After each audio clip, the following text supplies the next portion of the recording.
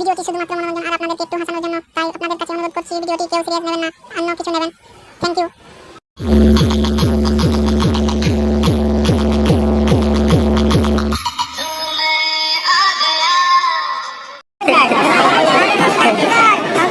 प्रचार करने आया है,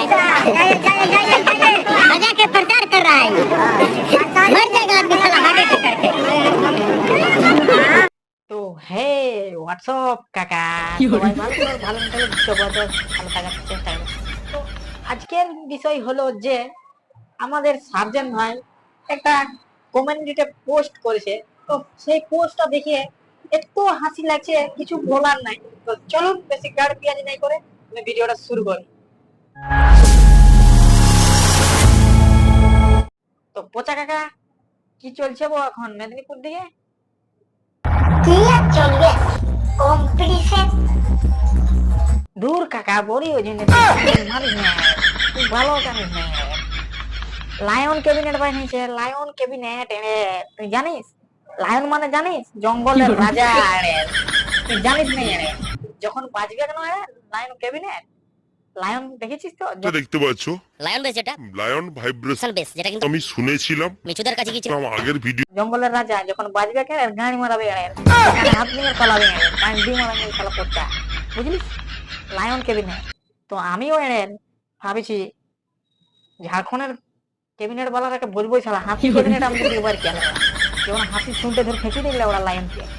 চলুন বন্ধুরা, এখন তো খেল মজা হবে। তো আমাদের যে সার্জেন ভাইয়া, আমাদের যে সার্জেন ভাইয়া তার কমিউনিটিতে কি পোস্ট করেছে সেটা দেখি আজ।